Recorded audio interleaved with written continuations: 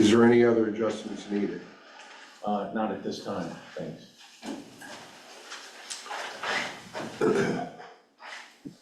Public participation scheduled, George Thompson, Western Ave. Is he here? I don't see him here. As an aside, Mr. Thompson did come in my office probably at about 4:15 and said he wasn't sure that he'd be here. He was still kind of on the fence. So I think not seeing him, I think we might want to proceed to the next person, and then if he does show. Can we speak to that? What's that? Can we speak to the Thompson situation? Well, I'll defer to you. A little unorthodox. There's really nothing to discuss. It's Yeah. Mr. Thompson in here. Yeah. So Yeah, I he guess was on the agenda. I would say no, probably. Richard? There's public participation unscheduled at the end of the meeting, which Oh, yeah. anyone can speak at that time. Sorry, a few hours later, yeah. Yeah, he may show. We'll see. Next item on the agenda is Lindoni. Okay, we'll defer. Next person on the agenda is Marie Chilson. She's representing Northfield Senior Center for ARPA fund request update. Marie. Thank you for seeing me again today. I think I'm aware that you have received a copy of my letter, and the letter includes what you have been asking for, which is a breakdown of some of the things that we need for maintenance and upgrade of the Northfield Senior Center. We have expressed in the past why we need it and what it's for. We need to maintain this building as it's going to be here in perpetuity as far as I'm concerned.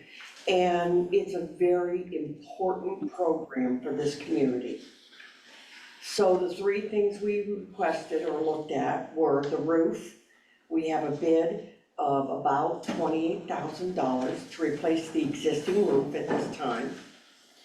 We have received a bid from a company for renovating the heating, ventilation, just doing a whole weatherization improvement to reduce our oil use, to improve, reduce our electric use with the air conditioners, to improve the ventilation within the building. And that does include some monies for having to increase the electric in our building, because we are now, I think it's 120 or 110, I don't know what it is, and then we're going up to 220. So that's included within that bid. And then the third one is our floors and carpeting are in really rough shape. We have carpeting in part of the rooms, we have linoleum, vinyl, whatever it is on the other parts of the rooms in the kitchen. And in speaking with a local company, all of our companies are local, by the way, we have found out that we can get a plank flooring, which not only will be much easier to keep clean, but however, if we have any problems with it, or if there's a damage or something, it can be easily replaced in like one or two pieces. We don't have to do the whole floor. I know that the warranty on the roof is 12 years, the warranty on the HVAC system, I think, was 15 years, and the warranty on the carpet and flooring was like 10 years. So we do have warranties on all these bids. Again, these are bids or estimates, these are estimates that we have received because we had a real short period of time to look for them, but they are from all local companies. I don't know what else you guys, I've talked to you guys enough times. I don't know what else you want from the senior center, but this is really important because the building maintenance has gone down. For example, last night we lost our compressor on our freezers. We lost all the food in our freezers. And so, you know, this is the kind of thing that if in the past there hasn't been regular maintenance. It's my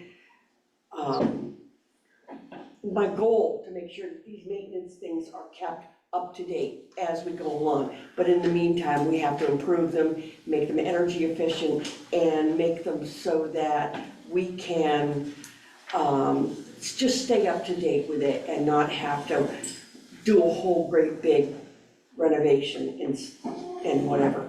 So if you have any other questions, I'm open. So while Marie's here, does anyone on the board have questions? I'll start with Mary. I don't have with me the estimates for the second and third items. I have the roof estimate, she gave it. What is the estimate for the HVAC and insulation and electricity, that combo? The HVAC system, which includes electrical upgrade, is about $36,000. 36, I'm okay. sorry. Yeah, I'm just repeating what you said. And then the upgrade for the flooring, which includes all flooring throughout the building, except the back office, which we would probably hold until later time, is the estimate was for $26,000. Thank you. That's all. Charlie? Thanks, for breaking this down this way. Are your HVAC system upgrades gonna be a heat pump, or are you gonna go with the? We are looking at a heat pump with both heating and cooling. And one of the considerations is that a lot of times people say, oh, the heating isn't enough for the winter time. However, we heat that building up with a nice hot kitchen every single day throughout the week. And we feel that, and the gentleman who was with me says that probably that will cover it. However, we will keep the boiler system in the building as a backup, just in case. And it also includes putting in either an electric or heat pump hot water system, whichever is more energy efficient and whatever. Because we don't use the hot water only 4 or 5 hours a day. We want to put it on a timer. We want to set it up so that we're not heating the water all day long or all night long when we don't need it. Right. Thanks again for breaking this down. All set, Charlie? I'm done. John? Well, I told it out at about $90,000. Yes, sir. Okay. I think that's doable. Thank you. Lydia? Are the projects ranked in priority order or? Yes, they are. Okay. We have to do the roof. Yeah. The roof is the number one. Yeah. And then just the heat, with the cost of electricity going up and up, the HVAC really needs to be done as well. Great, thank you. Thank you for submitting the information. Okay. So later in the meeting, we have this under an agenda item, which the board will discuss fully. Okay, thank you very much for listening.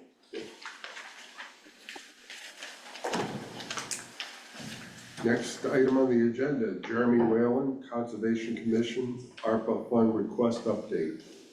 So Jeremy couldn't make it today. My name's Ray Crowder. I'm with the Town Forest Stewardship Committee. I think he submitted a response to your request for additional information. We also have Judy online as well to answer any questions you may have. Okay. So a few weeks ago, Jeremy stopped in along with a student and had their initial proposal for $75,000 funding from ARPA to rehabilitate the trail network that's on school property and also in the town forest on Garvey Hill. The board asked for specific questions to be answered, and it looks like most of those have been provided in the material that we received in our packet. I'll open it up for questions for this gentleman, starting with Mary. I have none, thank you. Charlie? Just wondering, Judy, or anybody, did the damage that, from the July flood, create more, what am I trying to say? So the July flood came around, how much damage from the July flood is going to be included in this project? I believe, Charlie, that all of it will be taken care of. There's two different phases. If you look at the timeline, some of it is to take care of the blowdowns and what we lovingly refer to as widowmakers. The other trees that are hung up on, over the trail on other branches from other trees that need to come down. That along with some of the areas that are still muddied from last July, that are gonna need some water bars and things put in. It should cover all of that work to be done. So last July created the tree damage also? Last July was the beginning of what the blowdown was, Charlie, and then we had the other storm in December, I think it was, or January of this year, last December or January, where we had that other wind event that happened with one of our really heavy wet snows. And again, I think a lot of the damage that had happened and from the flooding that had occurred in July, everything was so saturated that when that second event happened, it brought down more trees. Do you know if the school submitted a FEMA request for the damages related to the July flood? I am not aware of whether they did that or not. That would be a question for the school board. I don't know that Jeremy ever got an answer to that question. I think that's the Okay. one thing he did not get. Okay, I'm done. John? Well, the Youth Conservation Corps, Yes, sir. they're going to be coming to town. Correct. Where are they going to be housed? I believe their intent is to come in, correct me if I'm wrong, Judy, but to come in and house them at their normal barracks location and bring them in every day. Which is Yes, where? Do you know where their headquarters are, Judy? I'm not sure if it's Middlesex. I want to say Middlesex. There was also some discussion, and I don't know what the outcome of that was. I know that the day that Bill Anderson spent up on the trails, the town forest trails, there was also some discussion about them possibly camping there, depending on what.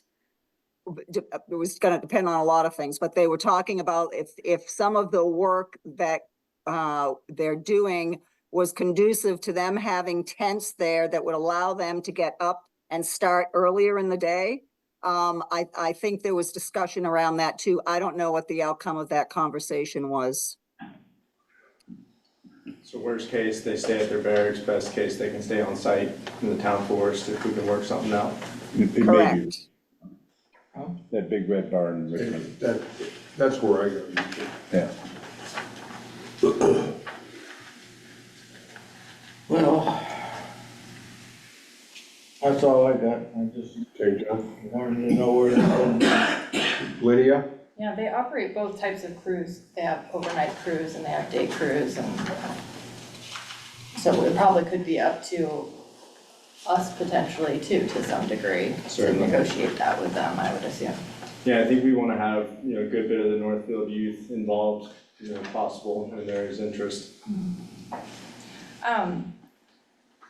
So the projects that got broken out for the town forest are more than the amount requested. Correct. So- which we knew all along. So the decision-making about which ones would get done, have you all prioritized them? Or is that sort of to be determined based on the decisions tonight for the town forest stuff? So I think we'll be looking to collaborate, with the key stakeholders to make sure that everybody's interest is represented. Yep. Yeah, because the bridges are pretty expensive, of course. Certainly, yeah. The lumber piece. Okay. That's it right now. Thanks for the further information. Thank you. Yep, thank you, I'm all set. Thanks.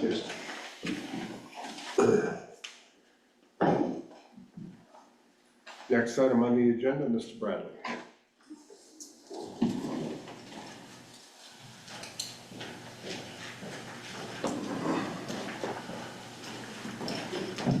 Hello, how are we doing? Good. I'd like to start by thanking you for your service, having sat in those chairs and done budgets. It's a tough job.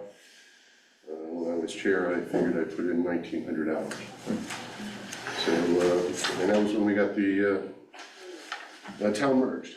I guess my first real question I'd like to ask is, in the meeting of July 9th, I was watching the Zoom and I heard Mr. Morris express concern over the current Norwich University agreement.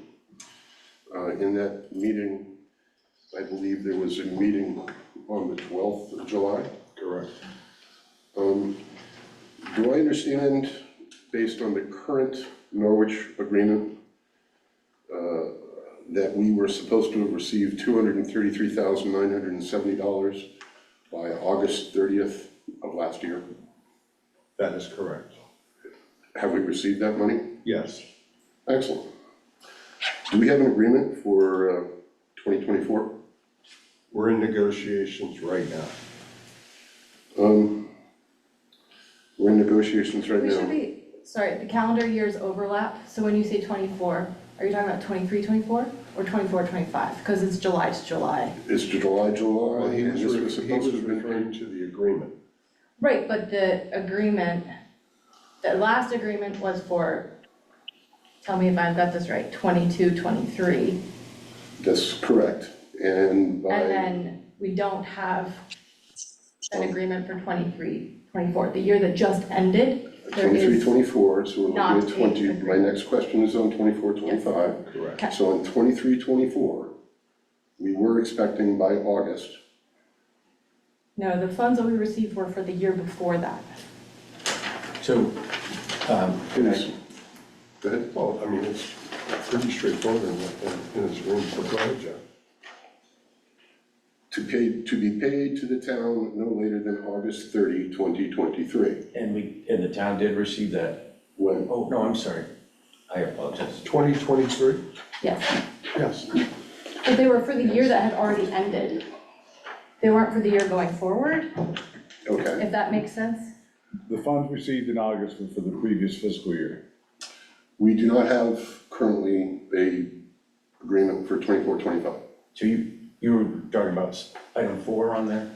Yes. Yeah, so you're correct.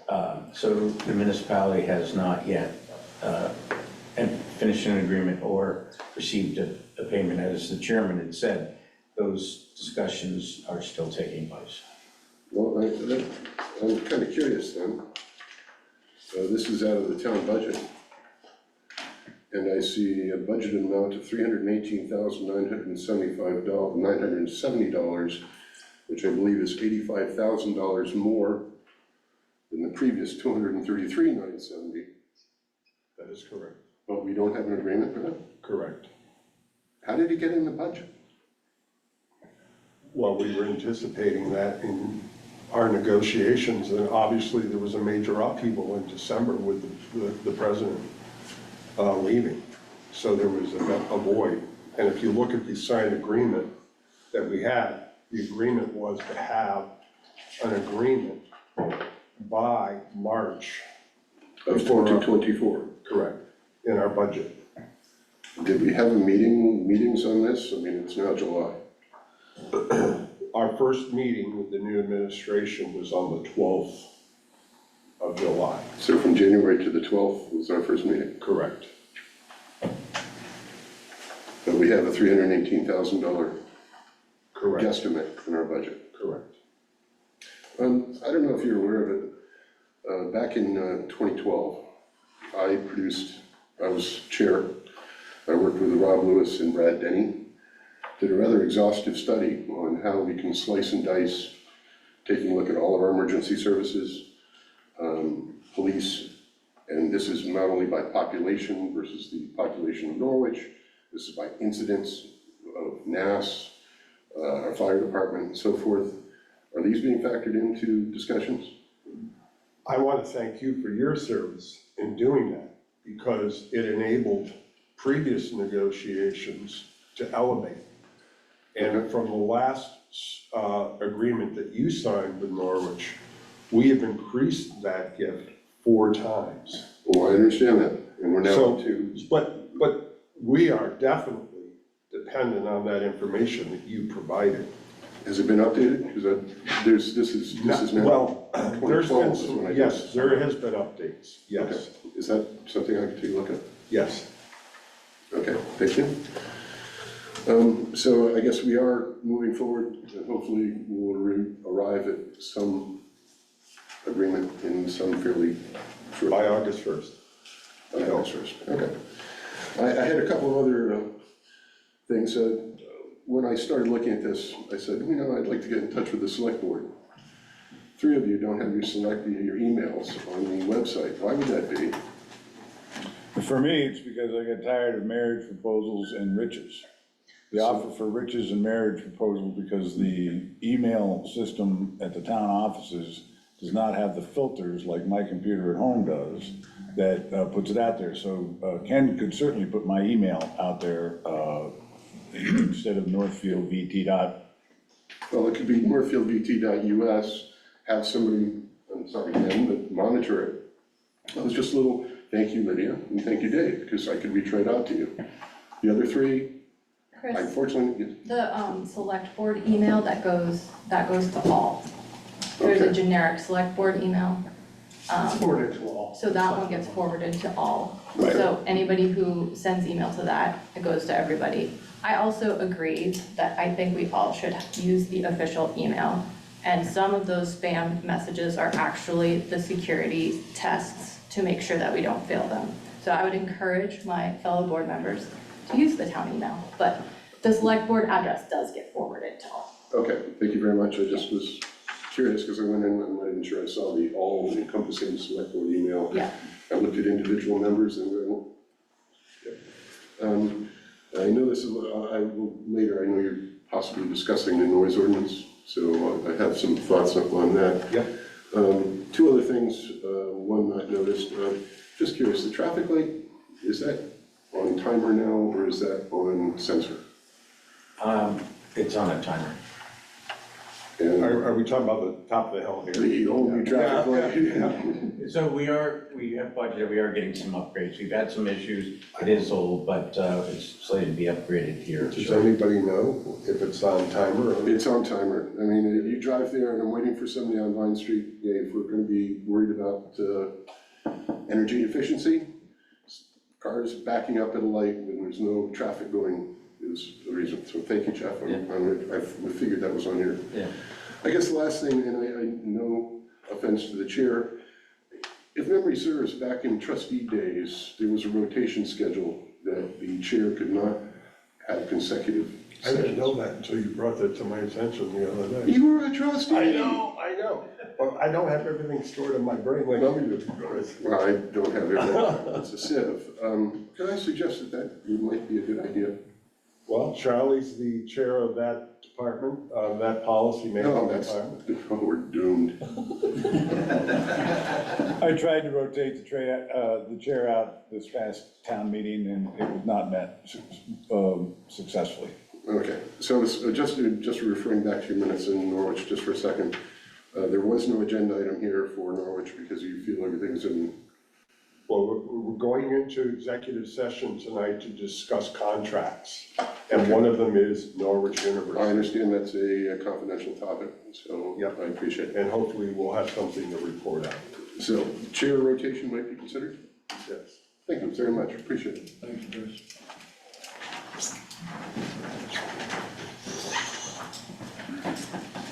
Approval minutes. Motion, the minutes be approved for July 9th, 2024. Second? Moved and seconded. Comments, questions? Mary? Okay. Looks like nothing, Mary? Yes, not. Okay. She shook her head. Charlie? Just at last meeting, I asked that the Norwich issue be brought up on the next agenda, and I hope that was because there's favorable news, but I think we need to let the public know loud and clear that the money that was supposed to come to us in end of June is not there, and I do not see any positive movement for that to change. And I'd like to have that on the agenda again. But other than that, I have no other comments on the minutes. Very good. John? I'm fine, thank you. Lydia? I'm good. I'm good. Further discussion? Hearing none. All those in favor of approving the minutes of July 9th, 2024, say aye. Aye. Aye. Opposed? Abstaining? 500. Next item on the agenda is warrants, bills. Approve the, make a motion to approve warrant 225 and 225A through C for a total of $325,316.11. Second. Moved and seconded. Comments, questions? Charlie? I'm good? John? I'm good, thank you. Lydia? I just wanted to call out on page 14, the payment for the Dog River Park paths. It looks wonderful. Gillespie did that work, and it's nice to see that park being taken care of. I also want to point out on page 15 that there's payments for the basketball hoops that got destroyed and are now replaced, and I've seen lots of kids utilizing the courts again, so thank you for getting those fixed. A question on page 15 is about the pool scholar painting, $13,000 and $13,000 for mobile demobilization for painting. They haven't painted the pool yet. I know they came and did the skimmer work, so is it just labeled? Or did we pre-pay them for the painting? So there was some painting that had to do around the skimmers and some work related to that, so it is related to They the did skimmer $13,000 of painting? plus mobilization. Yeah, so there was that initial mobilization, so it won't come on the other end. Okay. All right. Do we know what the remainder is gonna cost? So the totals between the two, it's probably 130-some thousands, I think. Okay. There's probably another 60,000 roughly to be expended. Okay. And they're coming in the fall after the pool closes? Yeah. Should they say, do we have a date for, lately everything with contractors is, Oh, yeah, but it's- I'm just nervous. creates a lot of angst, but Yeah. yeah, they're telling me September. Okay. And then my last question is just page 23, there's a payment to Aldrich and Elliott for the wastewater treatment plan evaluation, and I was just curious how that's going and when, I can't remember when that report's Yeah. coming to us. Yeah, going very well, they're ahead of schedule. The state is requiring that be completed by December, the end of December, and they're ahead of schedule. I think they'll probably have that done in the end of September. Oh, okay, great, They're a very good firm.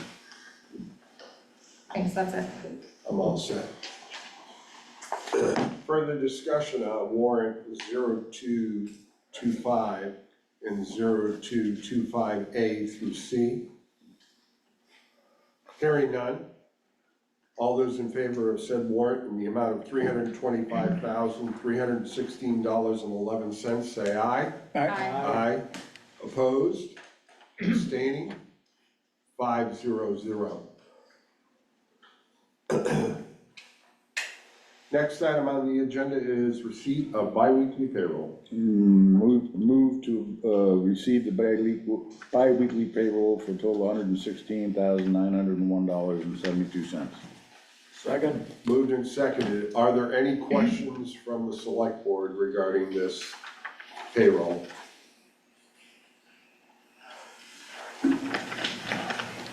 Further discussion?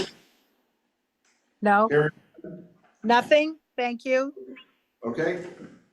Hearing none. All those in favor of approving receipt of the biweekly payroll through July 7th, 2024 in the amount of $901.72, say aye. Aye. Opposed? Abstaining? 500.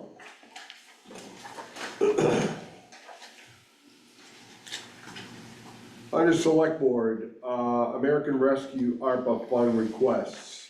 We heard an update this evening from the Senior Center.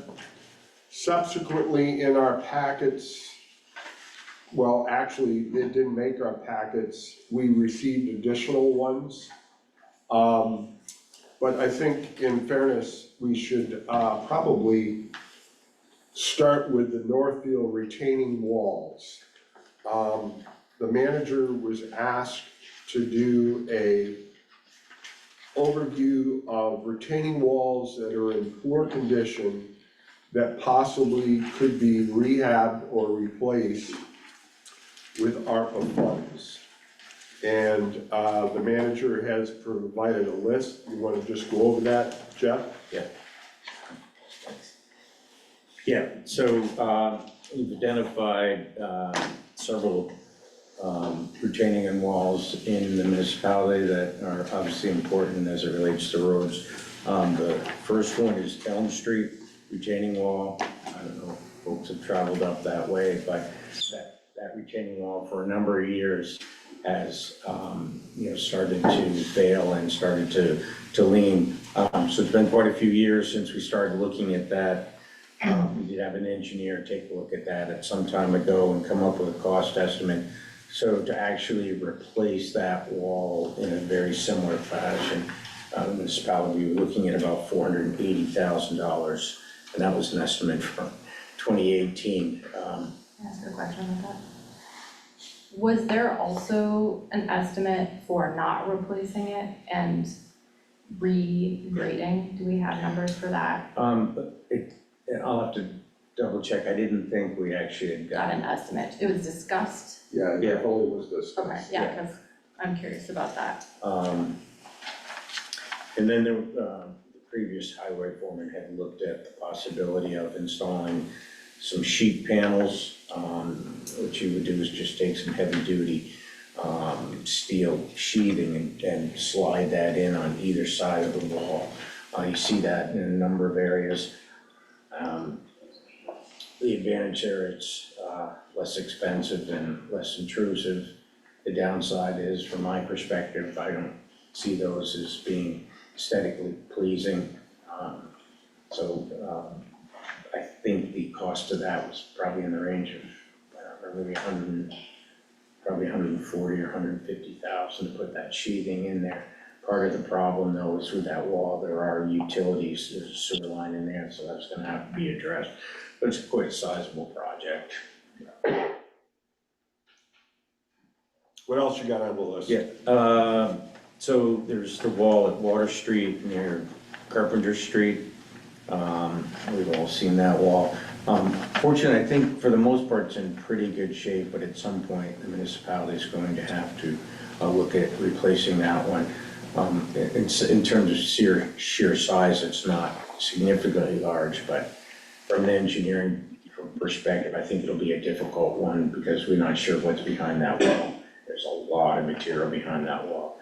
So once that's being addressed or excavated, it's gonna take quite a bit of work. We have not had an engineer go in and look at that or provide an estimate at this time. Which one is that? Over Carpenter. Carpenter? All right. Next up, there's walls on Pearl and School Streets.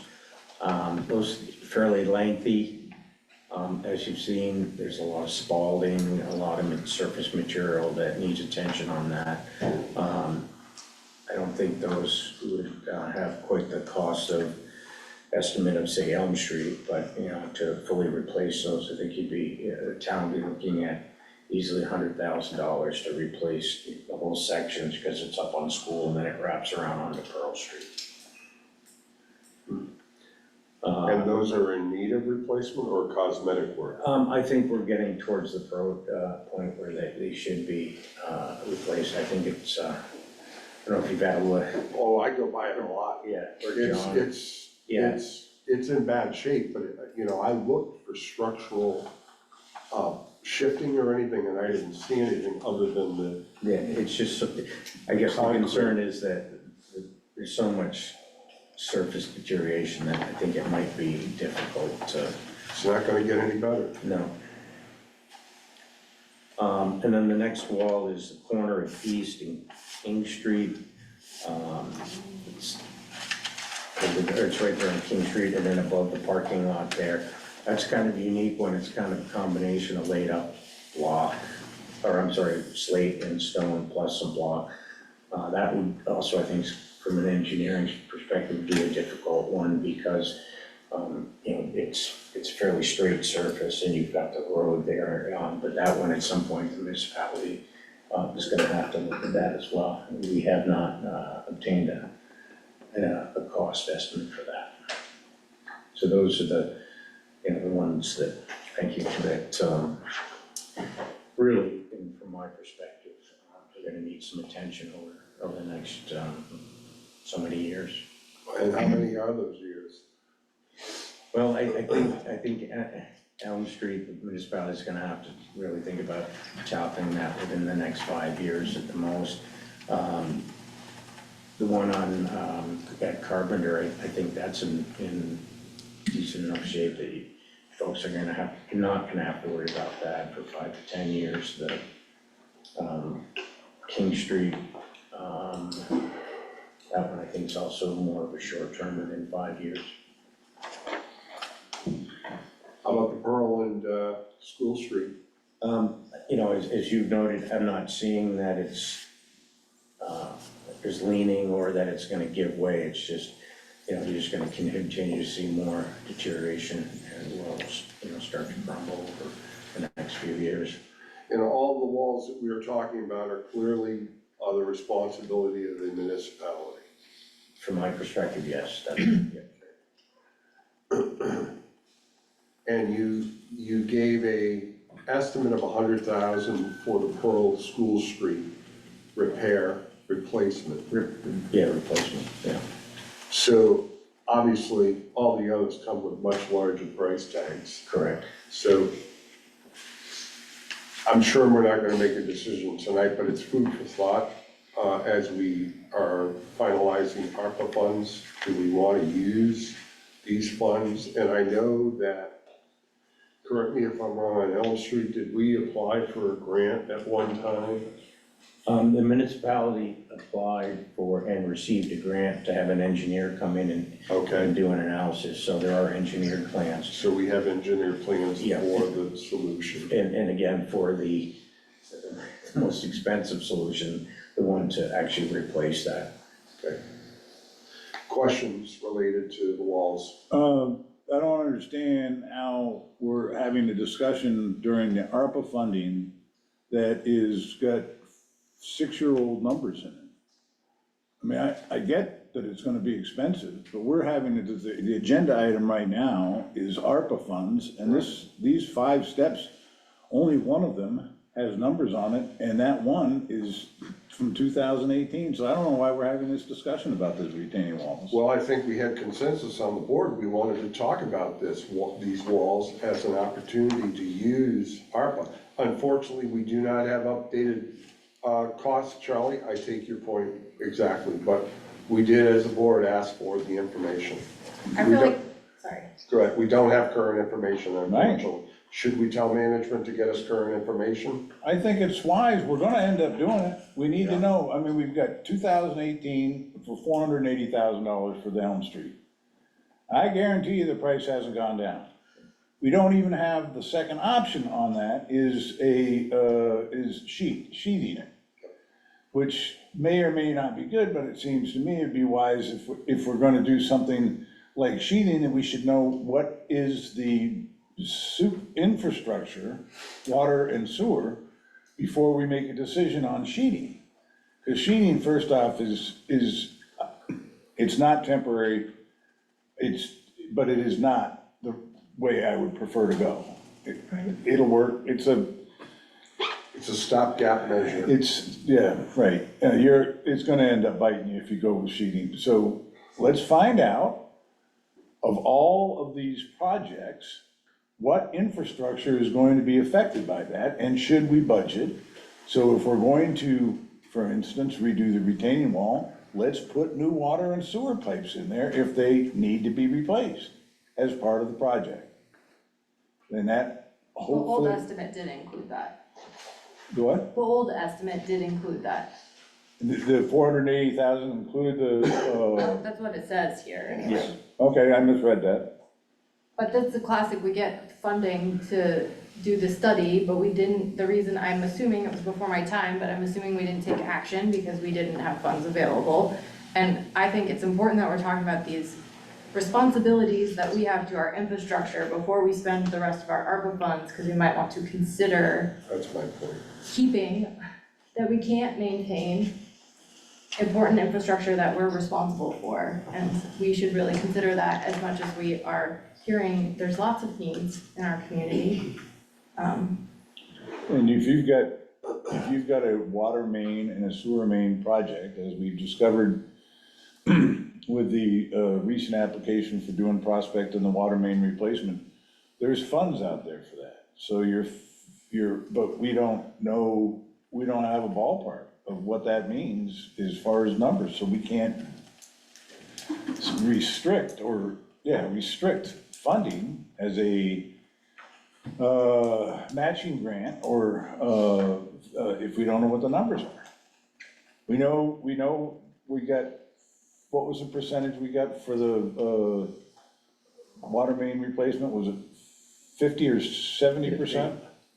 The subsidy from the state, Yeah, for the, 50%. right. So, and then we got a note out for that, so it might be something that, but 5 projects. Is there infrastructure behind the Pearl Street? I don't know. Is there a water main there? So this is incomplete. Correct, but it's the start of a very important conversation as it relates to ARPA funding as for possible funding of a project. And it's all that we had asked for. And that's all, yeah.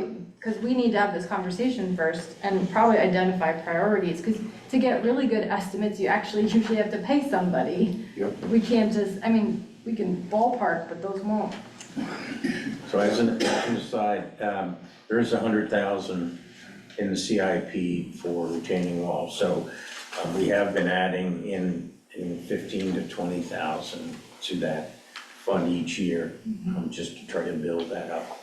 I think at one year, it was the recommendation to increase that, but Well, I hate to be a bore, but, I think we're gonna be spending money on fire trucks coming, and emergency services coming into the future. So, Yep. I doubt that I have strong level of confidence that you guys are gonna get tired of me saying that. in your last. That our emergency services are gonna start costing us more money because of recent developments. Yeah.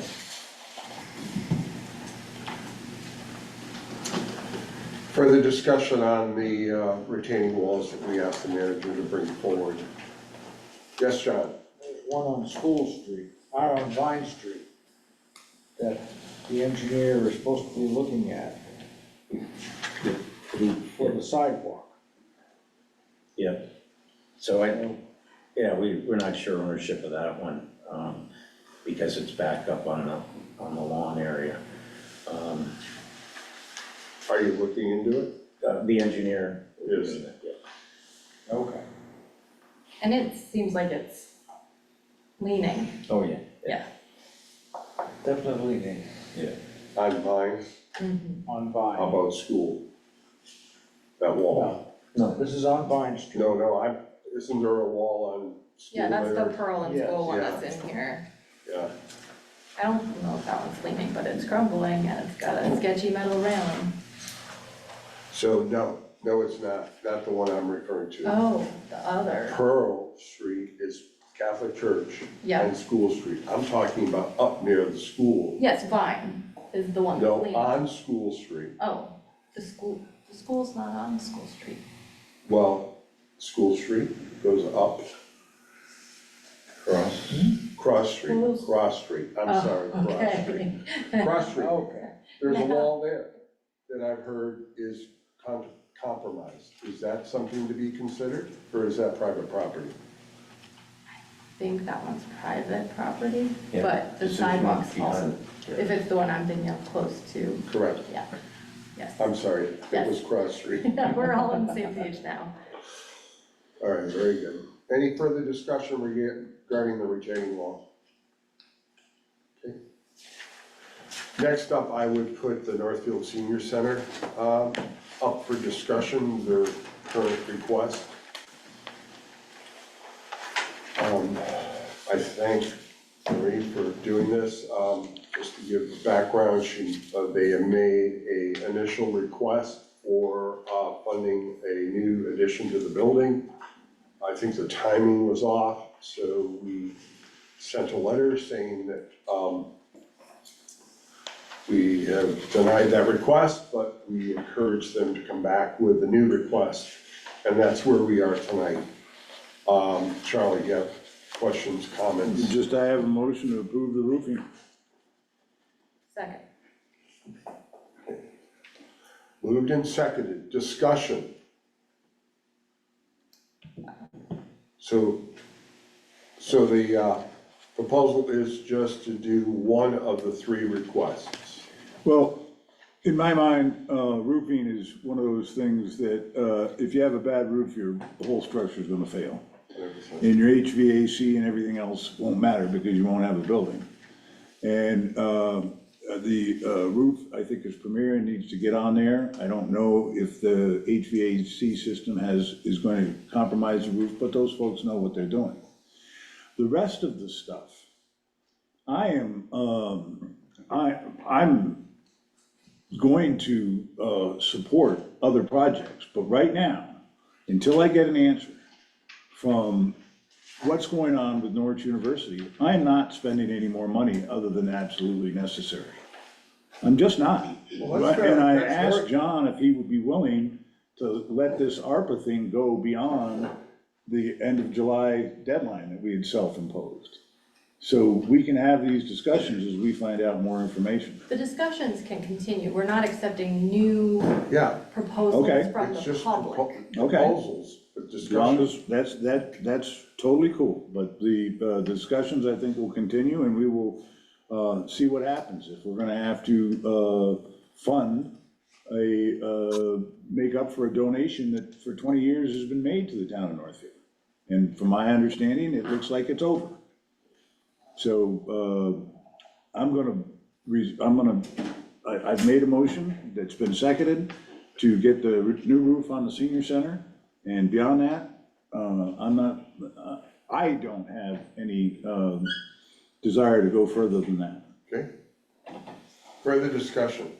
I'll just say I feel similarly to Charlie, that I think even, not just about the Norwich agreement, but also the number of projects that the town has ourselves that need to be thought about. And the discussions we've had about putting aside funds for the future. And I think we're at that point where we need to hold on to most or almost all of the remaining funds. This is where the rubber is hitting the road. As I said, it's gonna be very difficult in these decisions. Yep, it is. And we had told people it would be, Have their submissions by first, July. yes, yes. And I really appreciate that the senior center has been working with us for a long time. Correct. Any further discussion? I agree with both Lydia and Charlie, that we have a lot on our plate. This is scaring me a little bit, and I think we should husband our resources for a while. So I concur about the roof, and the rest of it, I think we just have to hold off on. It pains me to say it, but that's how I feel. Very good. Further discussion? Hearing none. All those in favor of approving the request for roofing for the senior center for $28,000 from ARPA funds, say aye. Aye. Aye. Opposed? Abstaining? 500. Congratulations, Marie. Mary, this is not the end of this discussion. Okay, we have two requests that came in after the fact. After the fact of our agenda being set, and that was from the Gray Building Enhancement and Historic Preservation Project title, and it was submitted by the Gray Building Coalition. And that was for a request of $250,000. And then another request came in from the American Legion Post, 63 here in town for $100,000. I believe that's also for revitalization and infrastructure in their facilities. So we have those requests. Probably hearing the sentiments from the board this evening, maybe we should ask these two organizations to be on the agenda at our next meeting Well, to give us details. I echo that, Dave, but I also think they should, we've got a request for 250, we've got a request for 100,000. Clearly, we want to make some things happen, but the Gray Building project encompasses many things. It's a good read, but there's some things that may be palatable for funding, and there's other things that aren't palatable for funding, potentially. I'm speaking for Charlie. Yep. And it's the same thing with the American Legion. Maybe it's going to be supported in total, maybe it's going to be supported, but we don't know what the cost of those projects are, unlike when the senior center came back to us and most of the other applicants, they were able to break down, it's gonna cost us this amount for this amount, and these two organizations, I would like to have them do the same thing that everybody else has done that we've insisted on, which is, So why don't we instruct the manager to contact those two organizations and request more detailed planning and more detailed financing? would you like a motion for that in effect? Sure. That's good. No, we can make that direction. Can I just say one thing? Yes, Lydia. It is unlikely, regardless of what information that they send, that I could support either of these projects with the amount that we have remaining. It would exceed the amount we have remaining, I believe. You are correct. And especially if we're not including interest, which I will keep saying I would like us to set aside for grant funding for the future. So I don't know, if others are more uncertain than I am, we should definitely ask them to provide more information. I just don't wanna make people work to provide us something if we are, I mean, I don't think there's a chance that I would agree to $250,000. There's not a chance. So That's negotiations, right? just They to ask- be Yeah. upfront about it. Yeah, no, I think that's the only way to be, but I do think we should give them a fair opportunity to make presentations to Sure, the board. if everybody else wants to do that, fine. I would say that. prefer to do it because I think the more information from these Yeah. two additional Yep. is gonna help their cause overall. Yep. Later down the line, we may not be able to fund any of this. And the other thing I would like to do to help you, I mean, we can tell that there's a need in our community for nonprofits to have support with their facilities and their buildings. We can really see that. I don't know, Tom Davis is here, we can be looking for grant opportunities. He may already be aware of some. I know that the Gray Building is already looking for them, but that may be a more appropriate venue for some of these groups to find funding. Things like lead and asbestos are something that might not come with a real big fund, because there is a way to reduce your exposure, reduce the cost of removing asbestos if it's saturated with water and frozen. It's really easy to take care of. So, under the same discussion, the update we received this evening from the Northfield Conservation Commission and the school, we'll put that up for further discussion. I'm also like to report that I did reach out to the chair of the school board, and I forwarded to each individual member today his response, so we are going to meet with them, and we have developed a partial agenda. And this will be a topic of discussion, and it will take place at a special meeting, not a regular. So is there anything else related to ARPA that you'd like to discuss tonight? Yeah. Okay. Although, so we're gonna wait to talk about approving the trail Well, project until, I'm hearing, hesitation of spending any money until we get a Yep. clear direction. So I think that we should do that on all cases, and there's not a time deadline for that project, because it's gonna start if we do fund it next year. Except for scheduling for the Vermont Youth Conservation Group. Do we know that? What's their schedule? How far out they are, Yeah, I'm not sure. I can find out for you, for sure. so if there's interest in passing it, some things just, I think waiting a couple of weeks is. all right, is good. that's cool. the things I wanted to talk about on the ARPA fund summary, Yes. At The the last bottom. one we received? the Yep. most recent one that's in our packet. Yep.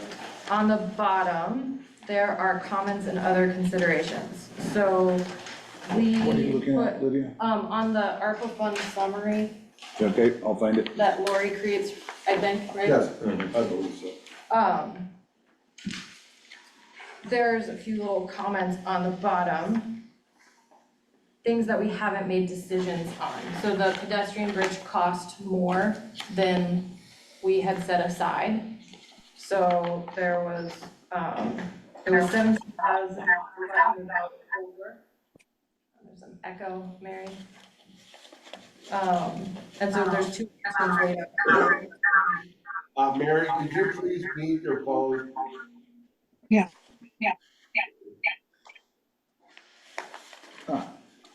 So we could use. It's still going, so. So everyone attending, please. Still Mary. Mary, it's your phone.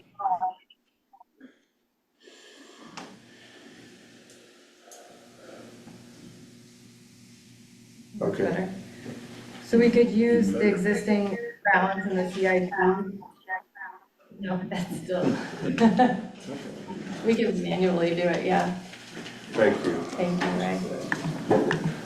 Then that, Yeah, unmute her. yeah. Mary, you may have to raise your hand when you wanna talk. She already had it raised. Was she trying to say something? I believe so, but go ahead, finish your thoughts. Yeah, well, we should maybe look at these one at a time, so we could just start with the footbridge. Okay. So this is new. I didn't realize we had a cost overrun, and Yeah, cause it was 70, I wish it was. So we need to discuss it. We need to take a look at our budget. It looks like the CIP has a balance of 6,000 correct. in it, so I'm not sure. Are you prepared to brief us on this tonight? Yeah, so as we talked about, last year, we got estimates of 52,000 or something like that, went out to bid a year later, and unfortunately, prices had really jumped up. I think we talked about the fact that it was unfortunately it was 72,000, and we talked about maybe rebidding it, but we decided just to move forward, so, unfortunately, the price came in at 72,000 after the bids. And we had put in, the funds at the previous estimate, which is, it happens, again. So, there's two options, either you could transfer, some ARPA funds to make up that shortfall, or we could just let it go and then with the next budget, make up the shortfall. I think I would prefer to do that, because you'll have, it won't be a significant amount. And, you can do it over a year or two if you didn't want to do it all at once, but it's fairly common to, come over a little bit and then just make it up over time. So Okay, you're saying your preference would be not to use our fund? Right, well, yeah, considering your fund, the amount of funds are dwindling quickly. And the next one on here is the EV charger. Yeah, I would think kind of, the same thing with sidewalk. It's, sidewalk type related improvements. So there is fortunately still $2,600 of funds available to make up that. So we'll see where that all shakes out. Okay. So is it the EV charger or is it the sidewalks related to the EV charger? The latter, the Okay. yeah. So the EV charger was under what we had set Yeah. aside, but we wanted to make sure it was fully accessible. So Correct. there's still work to Yeah. be, Correct, no, I understand, but Yeah. the way it's stated here, EV charger, yeah. it should be clearly for the sidewalk Yeah. related. And then there's the overage for the economic development budget of $6,616.28, it says. Right, you know, and again, I think that just is part of budgeting. And we have, unfortunately, you know, we do have line items going over. Or what we end up trying to do is just make sure that the overall bottom line for all departments in the overall budget comes in. So I'm not concerned about that, particularly, you know, where we're at with our fund balance. So I'd let that one go as well. All right, and then the other ones, one that we discussed, we talked about a step-down approach to funding the economic development director position. So I think that one we'd already agreed on. We're just getting to, I know we had talked about the resolution, and so we're at that point where we need to figure out which of these projects that are on here will be fully expended and which are questionable and might need to be put into a resolution. So would you like to have that as a takeaway for the next meeting? Yeah, and I was trying to start, I think some of the ones that are on here that aren't listed as expenditures probably need to move up, I like agree. the footbridge obviously is complete, so if we haven't paid that, which I think we have, so it should be, you know, fully spent, for example, and some of the other ones. So can we have an updated list to Lydia's Yeah. point? Yeah, that makes sense. Are you clear with that? Yeah, so I think from Lori's perspective, you know, the projects below weren't quite finished and they're Right. still in that, but Yeah, I don't wanna rush her, I know she's paying a lot of attention to this and but so that we can, even if we just have to have an unofficial list of the Sure. things that are Yeah. going to be And that, fully it could be expended. just like you did, you Yeah, just star star. it with a footnote. Yeah, that it's gonna be okay, cause some of them, I'm trying to think of one that might not. I think that's an appropriate thing to do because it gives you much more clear position of what that bottom line is and what's been fully expended. Like the sidewalks are one that may linger.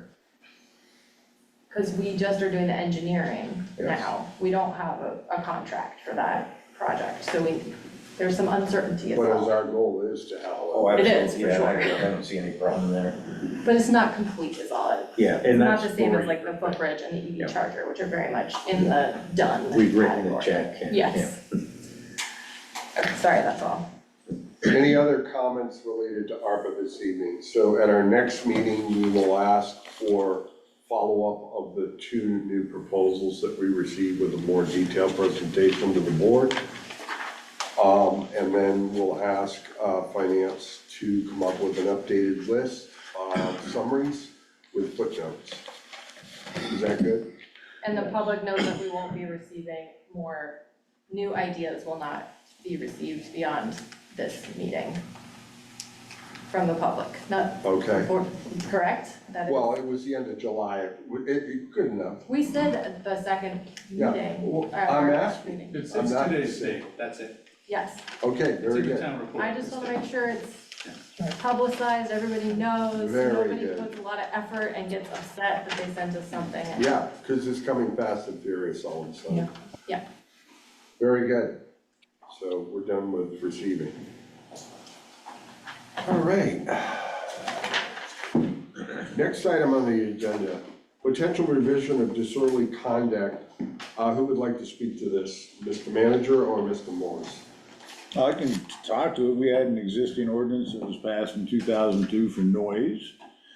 There was a complaint for a shooting range on Jarvis Lane that was just lots of bullets going off. And now since we've brought this up, there's a lot of people that have pointed out that they're shooting again.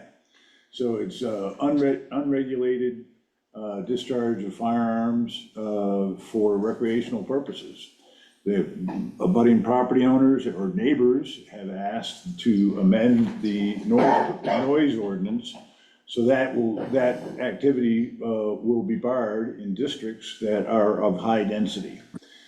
Sorry, they've asked for the select board to step up and do something about the noise. When they contacted me, I was in touch with 2 members of the community, and the approach was decided best to do it with the noise ordinance. And the noise ordinance is an amended noise ordinance, so the recreational discharge of firearms will not occur in districts where there's a lot of people. So fun shooting would be prohibited in the high-density area of Northfield, recreational shooting, as long as it is outdoors. There's no restriction. If you've got an indoor shooting range, that doesn't make any difference to us. But if you're outside shooting and you're using, you're disturbing the neighbors, or you're using it for recreational purposes, we're gonna ask you to move out to the woods. Okay, so Mr. Manager, we hear this now, and then what are the nuts and bolts in order for this to occur? What is the procedure? Yeah, so being an ordinance, the select board would have to decide to hold a public hearing on the ordinance. And we would warn it such, it takes, I think, maybe 30-day warning period, and then you'd have a public hearing. Obviously, you'd have that public hearing, an opportunity for the general public to comment. And then if the board was comfortable with that document, then they would consider and vote on whether to adopt. I think it does. These are, very complicated issues. I know a number of municipalities have struggled over the years to try to put these together. No, so. We tried to keep it simple. Yeah, so, I mean, I think, because of the complicated nature, I would, recommend that, we have a municipal attorney just take a look at that, At what? At the proposed change of ordinance? Correct. But you do realize one of the individuals is an attorney that helped me through this, generating this up. Well, we should still have the town attorney weigh in. I don't see the reason for it. I'm curious why the noise ordinance versus like a specific firearm discharge ordinance? Because they're complaining about the noise.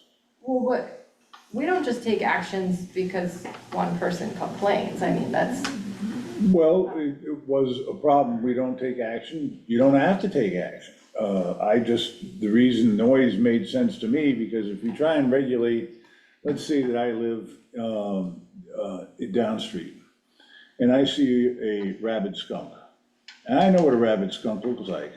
I'm going to shoot the rabid skunk. Now try and prevent me from doing that. You can't write an ordinance. We don't have enough talent in here to write the ordinance, and that's the reason that the problems that have existed up in Essex and other, because they complicate things too much. We've got guns, and what are you gonna do? So this, by having the recreational side of it included, we're not restricting the gun ownership, we're not restricting the discharge of a weapon for protective purposes. yeah, well, we can't do things that would break other laws anyway, like. Yes, we can. We can make mistakes. But to me, I think it's much more palatable to folks that do own guns to make a common sense rule that says, hey, you got a gun? And you wanna shoot, you wanna target practice? Take it somewhere else. Take it out of where there's a lot of people. Yeah, I mean, I think I wasn't suggesting some sort of, that's all that those other ordinances do. Also, it's just a question of whether it's a separate ordinance or why you want it to be a part of the noise ordinance. Because the complaint to me was noise. Okay. And that's your concern is noise. My concern is addressing the constituency that has a problem. I am surrounded by people with long guns and high power, and they've got some folks from Massachusetts that come up with machine guns. I hear gunshots all the time. I also live in the middle of a place where the high density is about 20 people per square mile. Here, you've got over 2,000 per square mile. So I think it's more reasonable to go approach it with noise, because then you get, if you do it, if you've got a creative idea, I'm all for it. But I think this is the simplest, least invasive way. So devil's advocate, silencer is put on a firearm, you don't hear it. Is there any concern? Yes, you can. You do? Oh, yes, absolutely. Okay. It's They're legal a now. suppressor, not a silencer. Okay, suppressing. Thank you, sir. 24 VSA 2295 allows a municipality to regulate discharge, not only discharge. Very good, thank you. Yes, sir. There's a subject matter expert. Exactly. Guess That's why he's here. Guess who pointed me to using it as a noise thing? Oh, I had a. The president of the Sportsman Association. Any other comments from that, Charlie? Okay, so we've got the proposed change in our noise ordinance. We have a procedure that we have to follow. What is the board's pleasure, or what is the board's comments? And I'll open it up, starting with Mary. I think we should have a hearing on an ordinance, and I've heard complaints too about shooting guns in town. And I think we should have it deal with it as a noise ordinance. John? Well, noise seems to be the only way to go with this. Because otherwise it's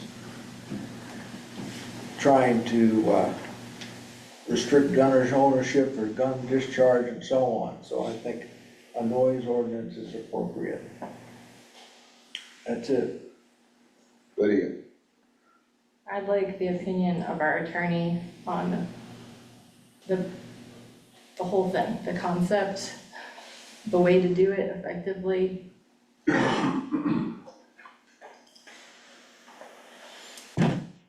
And I also feel like we shouldn't be making ordinances unless there's a strong, more than one person, more than one. Well, I usually keep my mouth shut on these, but when I sit on the back deck of my yard on a Sunday afternoon and I hear constant gunshots and my wife saying, "What is that?" That is a big concern of me. So I will second whoever the first one was that. And it's rapid and it's for long periods of time. So it's kind of unnerving. You expect those things in the outer perimeter of the. And the other question I had, maybe Mr. Bradley can answer this one. Did the village, when the village was intact, did we have an ordinance regarding use of rifles or anything within the village limits? No, No. we merged everything. No, but did we have it beforehand? Because I remember seeing a sign out when we came into town, hunters, that wasn't There's a anything. sign going into Montpelier.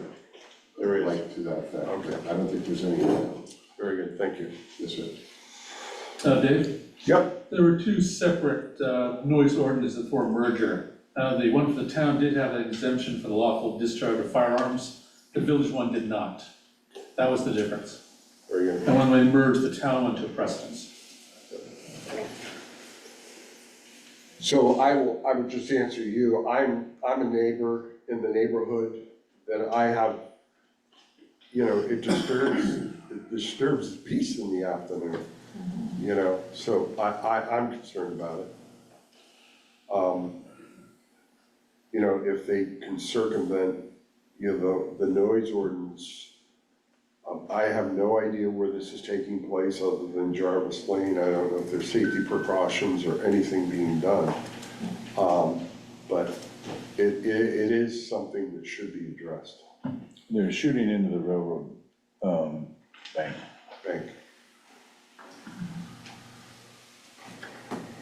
So I would support getting legal opinion on the proposed change of the ordinance. And I would also, well, I can't, the chair, I can't make a motion, but I would certainly, we have to have a motion to have this as a hearing, or what's the next step?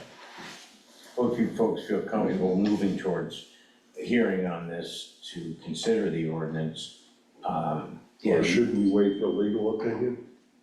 I think you ought to just plan, we can cancel a meeting. If it turns out that Charlie's idea is not up to grade, then you just cancel the meeting and approach it some way else, but I can't imagine. This is about as simple as it gets.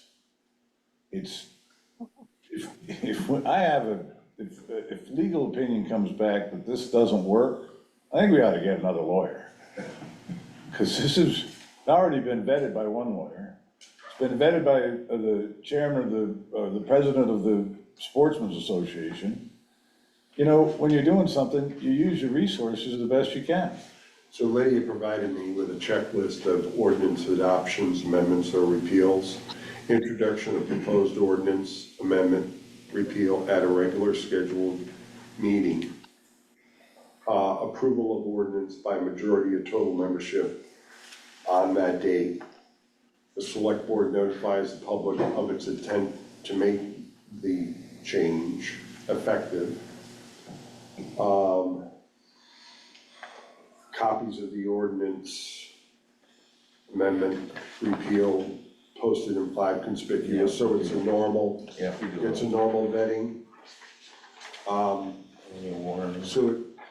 And then notice publication 14 days after the adoption.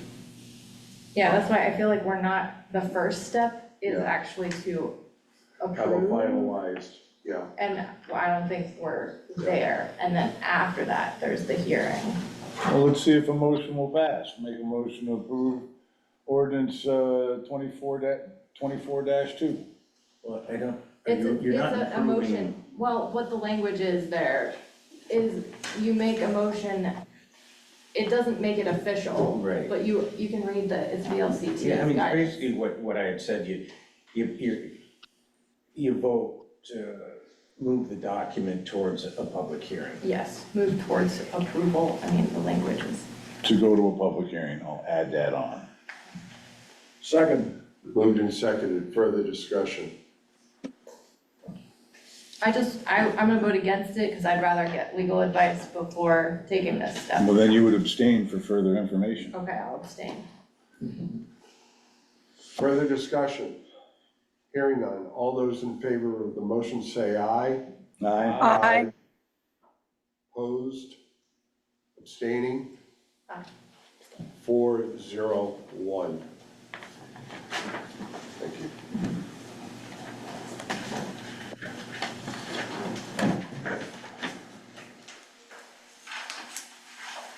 Next item on the agenda, CD fiber agreement. Mr. Manager, you were asked to report back findings, and along with Tom Davis. Go ahead. Yeah, so, as you recall, the municipality entered into an agreement with an organization called CD Fiber.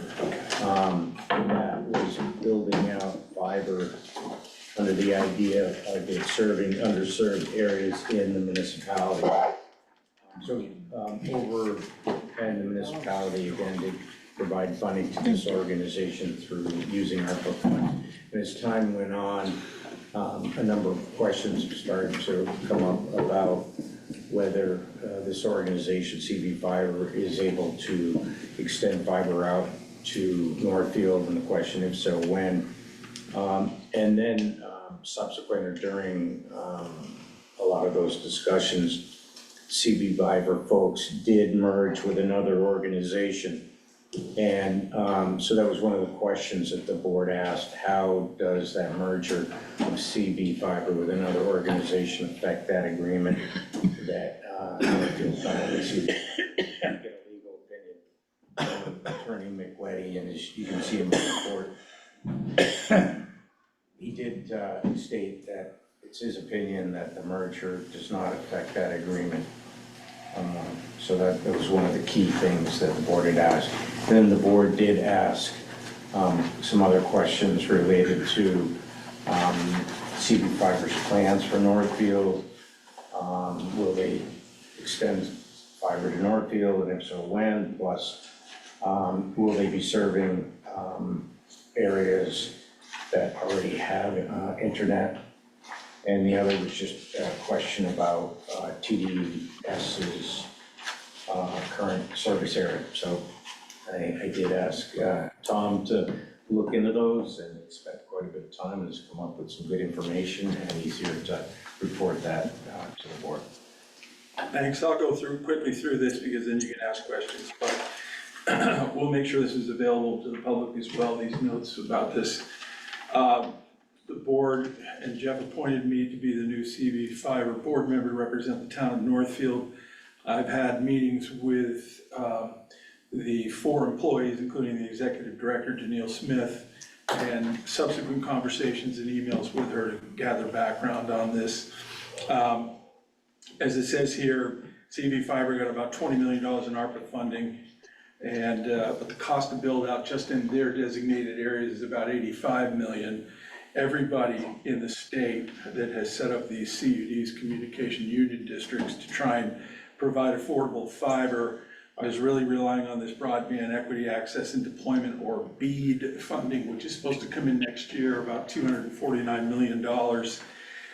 The main reason that CV Fiber merged with Northeast Kingdom was to strengthen their argument that they were in the most needy communities together to get more of that funding. There's no idea yet as to how much of that they're gonna get. The way they have addressed this to date is the data construction and installation in each town is dependent on a bunch of variables, workforce availability and environmental factors, and also need. But they said money was the #1 thing. I pointed out that Northfield gave $90,000, so it seems that we did our part on the funding, and maybe we should be further up the list. But their comment back was that it was not how they were doing their assessment at that point in time. They basically said that what the money that they're going to get is going to be used for Central Vermont, and the money that Northeast Kingdom gets is going to be used for Northeast Kingdom, but by working together, they just feel they have more influence. These are the positions that they gave us when I discussed this with them. It's not necessarily how we may look at it. It's important to look at the fact that one thing they are obligated to do, as Jeff got the attorney to point out to you, and from my conversations with the folks at the fund, there's no way we get the money back. But you can get them to make sure that they spend it in Northfield. One of the biggest pieces that no one told us before, and I don't know if the previous representative for Northfield knew this, but they're highly dependent upon each community to go find the census of where they have broadband and where they don't. They don't have data that's accessible enough for them to really know. I started in on that process today with TDS. They assured me they would get me the information of where they are not running fiber, because one of the priorities for all of these CUDs is to first get the underserved and unserved people broadband and at least 25 megs of service at their houses. So if you are an area where you have, for instance, DSL phone line, like TDS used to run in the rural areas, then you are eligible after the people who don't have any internet at all, well before any of the money is put toward areas where there is a competing fiber or broadband service there, as TDS is running in a lot of places in Northfield. So that really moved our conversation along for me to ask about, okay, well, let's get an assessment to see where TDS is not running. She did say that TDS is not running everywhere in Northfield. They've run to a lot of places. I live on Little Northfield Road. They've run up my way. John, I bet they've probably run by you, because you're on Smith Hill. Charlie, you're. I can't believe that I have fiber, Right. because I'm in the middle of nowhere. So, so they literally have done a lot of the town, but we need to find out how much area will be served and how much is left, so that then we can start to work on them to accelerate the speed at which they will give fiber or some, some form of broadband service to those areas that are not gonna get it from any existing ISP providers. The alternative to that, which is the best piece of information for Northfield that I found out after pressing on this, is they will work on alternatives on how to use that money in Northfield if it's not gonna be for direct installation of infrastructure of fiber. I remember at the board meeting, the meetings that you had, and from minutes that Ken was kind enough to get me, that there was discussion of things like being able to use the money to buy Starlink satellite boxes for people who are out in the rural areas that don't have service, which I frankly think is a very good idea. I did notice that the previous representative for CV Fiber made a statement on the record that Starlink was unreliable in a great part of Vermont and also was heavily affected by storms and weather. Patently false, 2.5-year user of it, and also did a census across the state. Weather has no impact on it any more than it does on any other type of service. I don't know where they came up with it, but satellites aren't blocked by clouds. So I'm not sure why that keeps coming up. I've even heard the state say it. Also, you do have to have some view of the true north, but it doesn't have to be very much. They're fully automated. I'm not here to sell that, but I'm saying if we're gonna lose the money or not use the money, maybe that's a way we go to make sure we fulfill those who can't have service in any other form. And then the other thing we could use it for is for subsidizing the cost of it to people who can show that they are underserved and don't have the same income level, to keep their rates lower than they would be for other people who have more means to do that. But if we continue to do that battle, we should be able to at least have the $90,000 plus the matching $90,000, so the full $180,000 coming back to Northfield before the process is done. It's a lot of work to go. They've only got 383 subscribers online so far.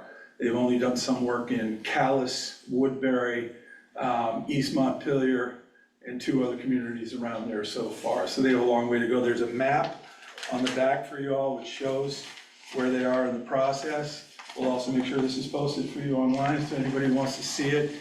And if you look at that map, what you will notice is that some sections are off the grid. The areas that are camera ready are very small, and there is service available in some of the green areas as you see on that, but as you can see, tremendous amount of buildup is in the future. And I still haven't gotten a clear enough answer on how do you move yourself to the front of that line, and that's what I'm working on with that group right now. So with that, I'll answer any questions you have. Mary, do you have any questions? I'm pretty confused, I have to confess.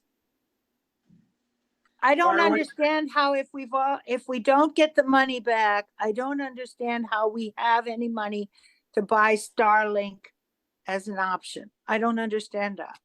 Well, we get the money back, Mary. We get it back through purchases, other purchases. The point is they are obligated legally to spend the money they took from us, we gave them, and the matching funds in Northfield. They can't use it in another boundary. The difference is if we had a lot of area that needed to be fulfilled, we would not only be getting the money that Northfield put into it in the matching funds, but we'd be getting some of this BEAD funding to increase the amount of installations. It doesn't look from what TDS is doing that we're gonna be in that bucket. We're probably gonna be in the one where we can use this for alternative sources. So that's how they're obligated to make sure they spend the money here. Okay, thank you. Sure. Charlie?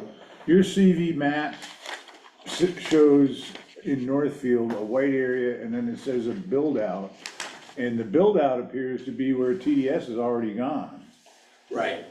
So, I don't know the exact point when they made this map, to your point, Charlie. all right, This is on their website. well, Yeah. first off, I'm glad that you read the minutes, because that was one of my suggestions, is that we fund with that 90,000, doing number crunching. Right. We didn't know where or when the CV fiber was coming up here, and I suggested that we take that 90,000 and just buy Starlinks and let everybody have a Starlink, because everybody I know that has one, including people that are at sea, love the Starlink. Yep. So, this is really good news, and I appreciate your efforts in this. It's what I was hoping was the case, but, I saw an opportunity to at least get our money back or stir the pot. Starting the pot is always good.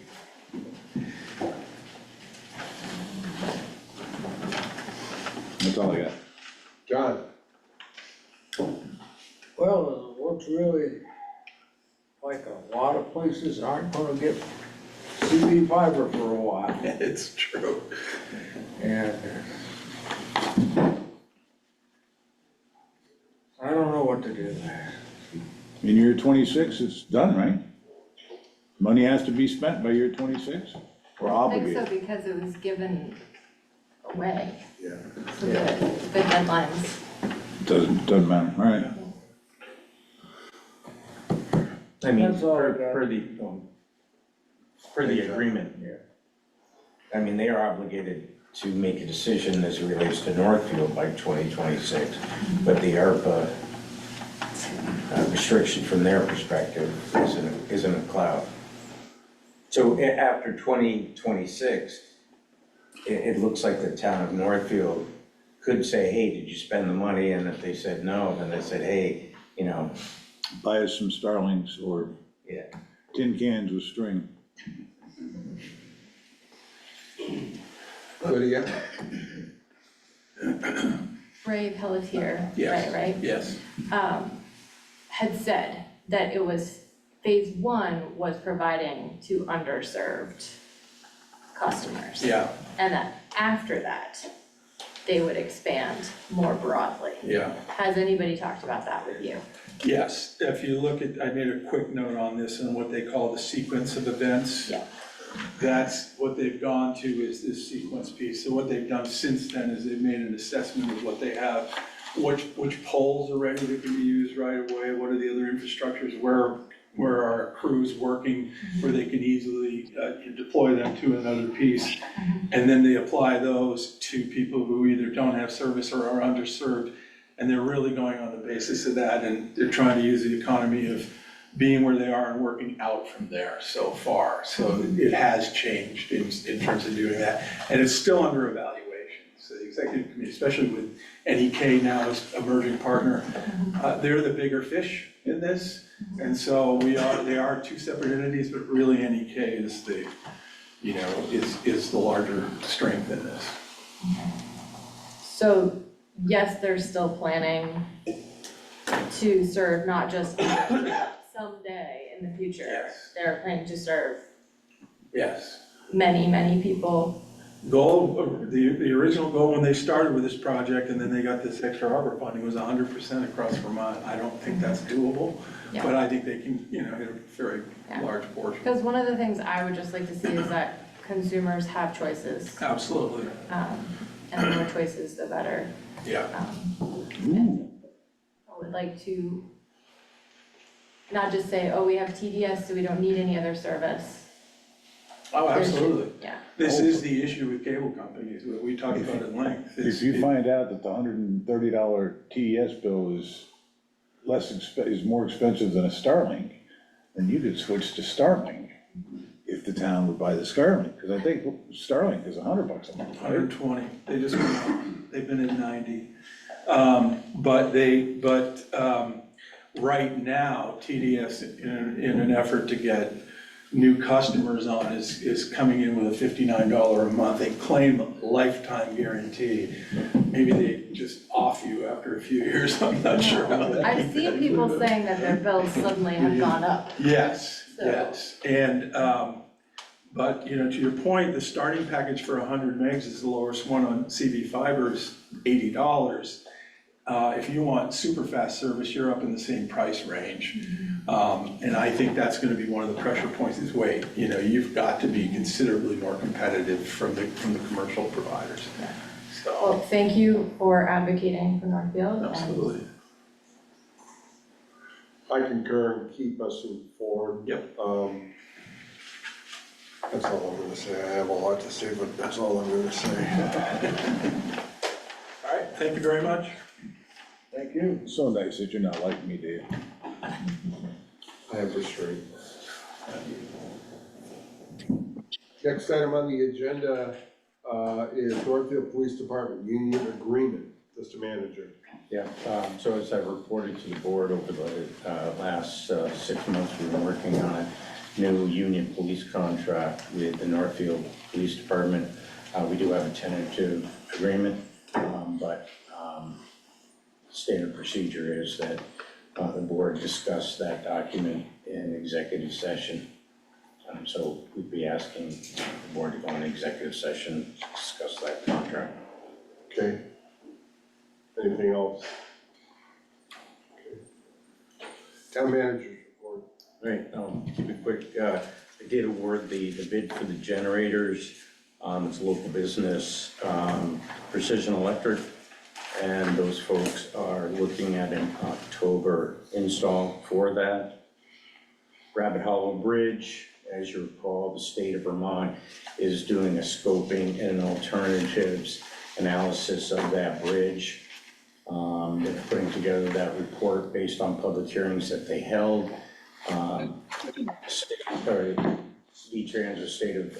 HC Transportation did notify me that they made great progress with that, and they hope to complete that and present that to the board in about 6 weeks. Initially, they're saying that the preferred alternative would be a rehab on that bridge based on what they heard from the public. But again, that will be presented. We'll make sure that we do a very wide public notice of any hearings related to that. Covered bridges, same type of process. Agency of Transportation is also working on scoping and alternatives report for those bridges. As you know, that process started a little bit later than the Rabbit Hollow. Agency of Transportation anticipates completing that in about 5 to 6 months. Last thing, Main Street bridge replacement, as I've reported, the Agency of Transportation unfortunately pushed the actual construction for that bridge out to 2026. They are working on final engineering and construction plans, and they hope to be able to get those to the board within the next couple of months. I think that covers most of what I wanted to report. Board members' comments, concerns, questions. Mary?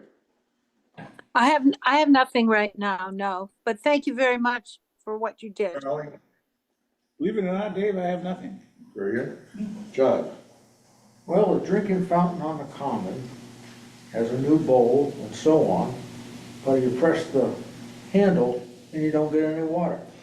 Yeah, so after a couple meetings ago, I spoke with Jim Russo, and he says, yeah, he checked it out. He said, somebody took every single piece out of there. So they're slowly putting it back together. There's one piece that they're looking for, but Jim assured me that they'll have it working within the next couple of weeks. Yeah, he was quick, as an aside, he was quite dumbfounded. They went over to it, every single component was ripped out, and nobody knows who or what. So I thought the guys did that. I didn't realize, because we bring water every week to the common, farmer's market does, Farmore Farm does. I thought that was done intentionally. yeah. So Oopsie, they're why working would on it. anybody steal drinking fountain parts? Copper.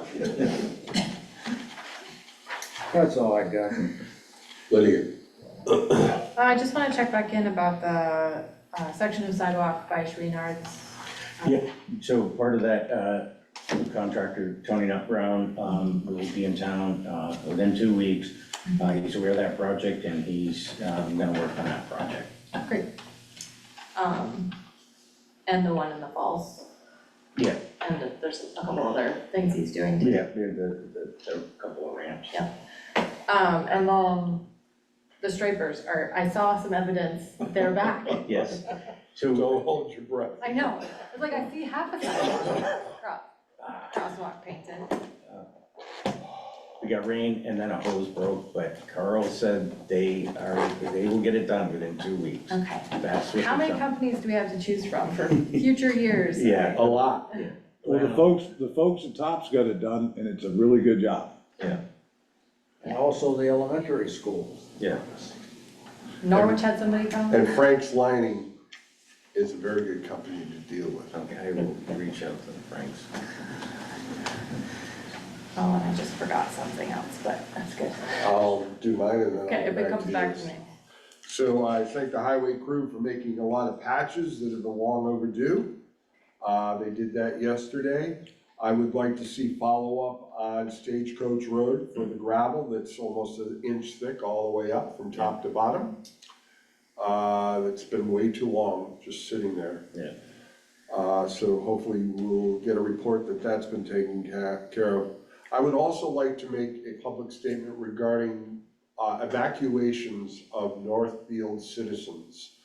It was brought to my attention on social media that individuals down in the falls were evacuated during the flood, the recent flooding. And they didn't know who were telling them to evacuate, and they were told to go to the high school. They went to the high school was locked. Subsequently, I asked the manager to figure it out. He initially reported there was nothing going on, nobody knew anything. Again, on social media, I was told that it was an out-of-state organization. After further investigation from the manager, he did find out it was an out-of-state concern that we're evacuating our citizens without the proper protocol of calling either the police or the ambulance or the town manager. So we need to make sure, Mr. Manager, that we have a very well-defined plan, and we need to be on top of these things, because I stayed up, like I said, past midnight, watching the river level that night, and it went from 1.6 to 7 in less than an hour. So, and you know that where those people live, down near the covered bridges, is very susceptible. So we had somebody evacuating our townspeople, telling them to go to the high school, and there was no shelter open. I know what happened. They were probably told the high school in Williamstown, and they didn't communicate that, because the Williamstown High School was open. Did we have flooding? We did.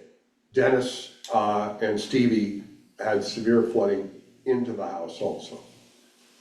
So, yeah, I mean, what had happened, I mean, there was fortunately no flooding in the center of the town or even the roads leading town. Unfortunately, Coxbrook was the only stream that flooded, and it was due to I guess a beaver dam that let loose upstream at probably 1 o'clock in the morning, and the fire chief was out and about driving around and drove through that area at midnight and did not see anything, but then came back through and there was water, and fortunately the water that did come through dissipated within a half hour, so it's just Did it hit the upper bridge?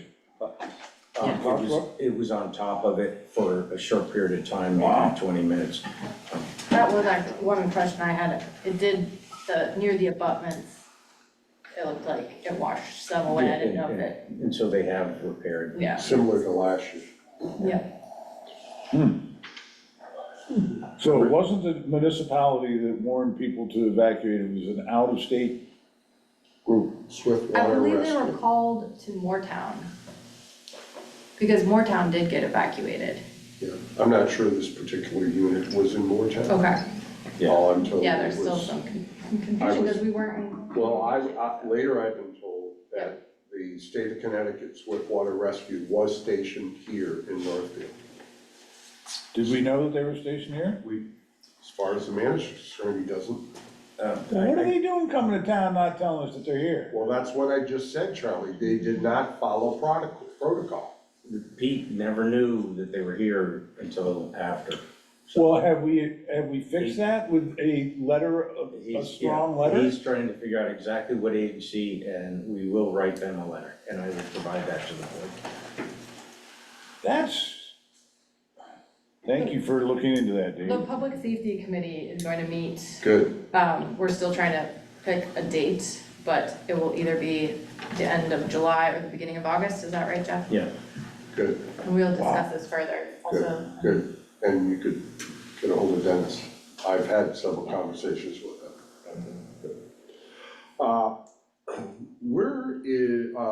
Tell us about the passport program that's currently in Northfield. Do we have a passport program where passports are issued or applications received? Yeah, in the municipal office. We do, Yeah. okay. Yeah, we've been doing that for. A long time. Over 20 years, I've been doing it for 15. Actually, the post office now has its own. Well, that's the reason why I asked, because I went to get my passport renewed at the Secretary of State's office, and somebody saw who I was and walked up to me and said, "What's going on in Northfield? You don't have a passport office anymore." And I said, "No, I don't think so. We have one in municipal building." And they said, "Well, we just opened one up at the post office because there wasn't one in Northfield." Oh, my goodness. I do not Over understand. 300 this past year with Montpelier office. Of course you did, Ken. I tried to set the gentleman straight right away, but I want that on the record. That's okay. It's unbelievable. Government's here, we're here to help. I was at Memorial Park last night for a concert. I thought it was outstanding. The basketball courts were being used, everything was being used, the place was packed. Nice. So thank you for all.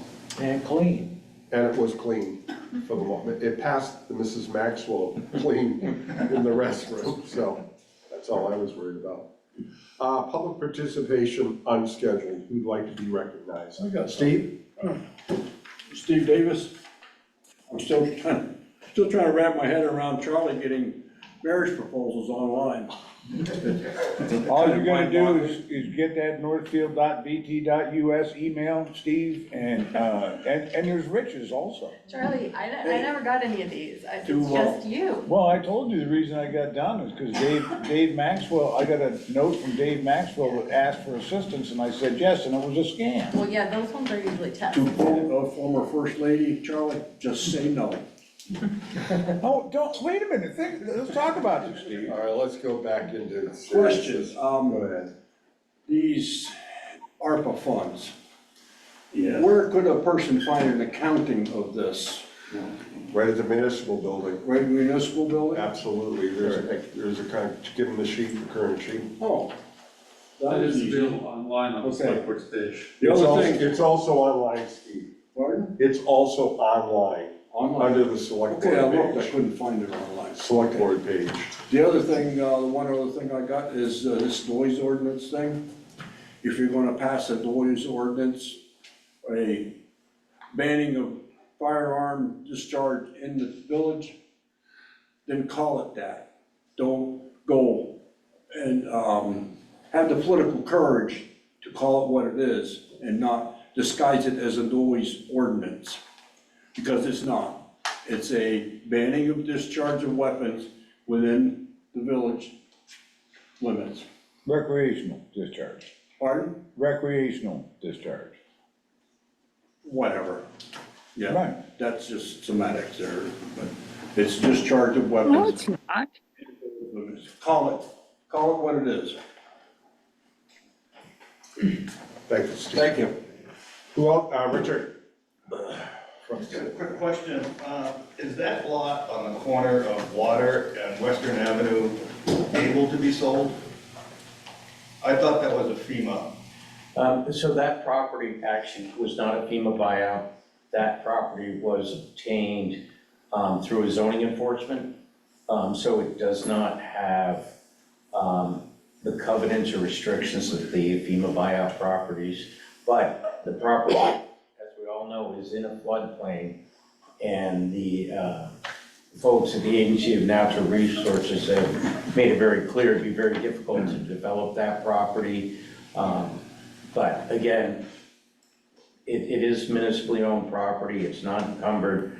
So in essence, or in theory, the municipality could put that out for bid.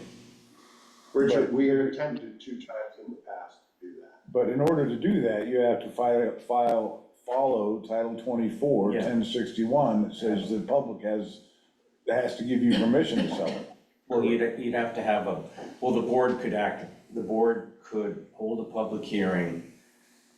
And if the board voted to sell it, then there would be I think 60-day notice period where folks Right. have have the ability to petition against it. There's some steps that have to go through before we flip properties. I feel like it One would of the be. reasons Oh, sorry. we're here is, Dave, you've had to go visit people over there. Yep. And we're afraid if that gets sold, that we're gonna end up with a junkyard on that corner. That's pretty much a universal opinion from what I hear. So- Everybody feels that if that is sold, it's going to be not, it would not add to the community. Well, it's gonna, all of our houses are gonna get depreciated by whatever that junkyard brings in. Right. You know, just a big concern for us. Not only that, if it floods, all the junk that's on that is gonna end up. Floods away, right. That's what I was gonna say, I feel that it would be irresponsible of us to sell that property knowing that it's in a floodplain. Because what could anybody reasonably do with it that wouldn't be at risk of flooding? So Yeah. But that's my personal. That's what they would reasonably be doing with it. Right, and there's photographic evidence of conditions, so I think I'm well aware, I'm sure the board would be well aware if any, but we gotta listen to the public, Sure. you know, so, we'll perform due diligence. Thank you. Yeah, so Sorry, Richard, what's your name? LaCroix, Richard LaCroix. so Richard, thanks for coming. We've attempted 2 times in the past with no acceptable bids. Refresher course, we sold the old former police station, we went through the same process, public hearing, bidding process, et cetera. Appeals period, so we will do, if we ever consider selling it, we would do that. Again, So you would have an opportunity. And your voice would be heard. Yeah. Any other public participation unscheduled? Yes, sir, Mr. Bradley. Hate to beat a dead horse. I'd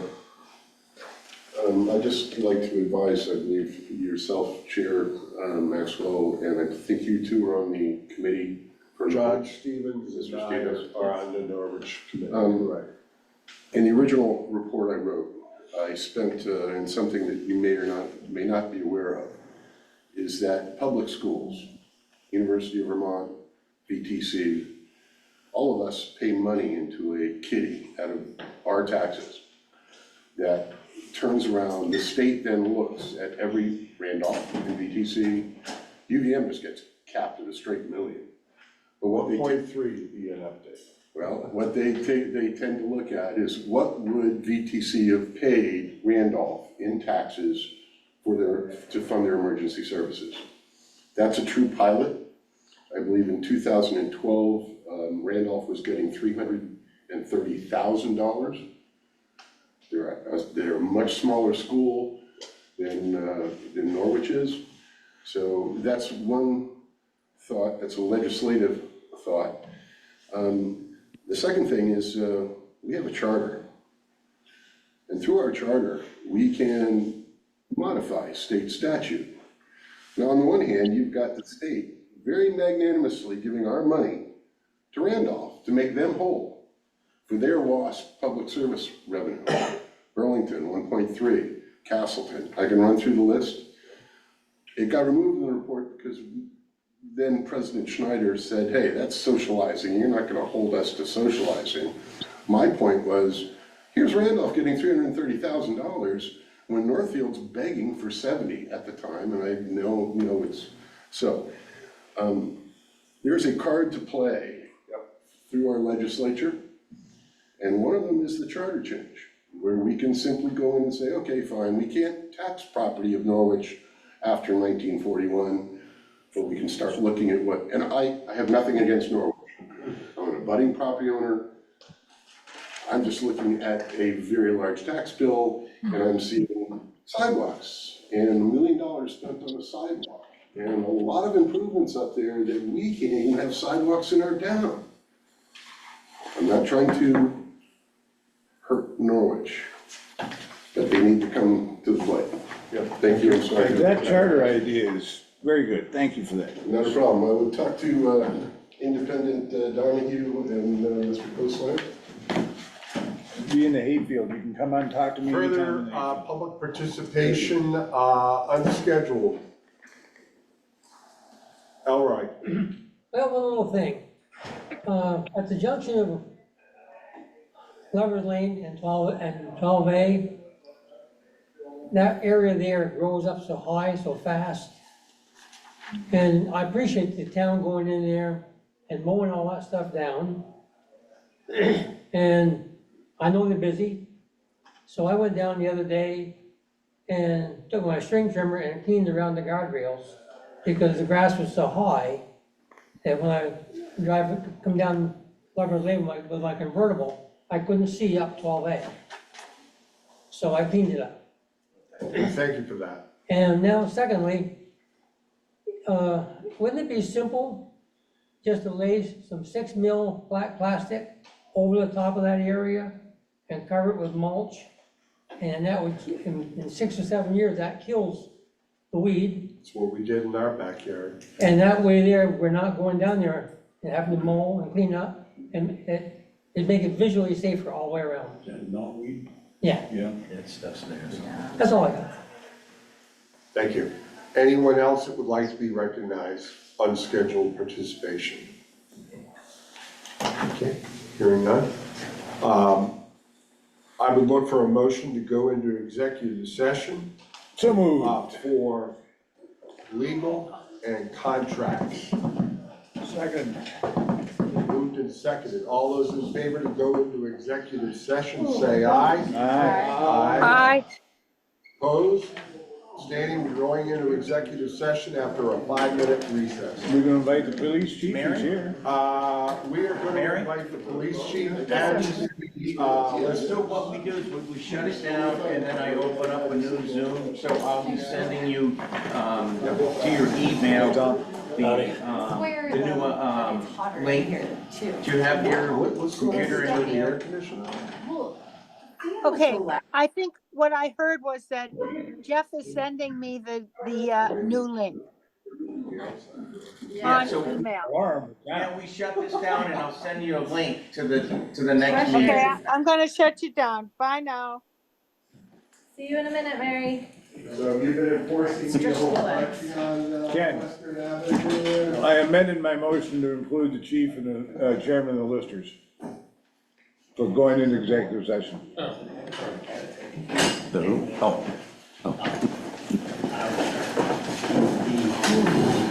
I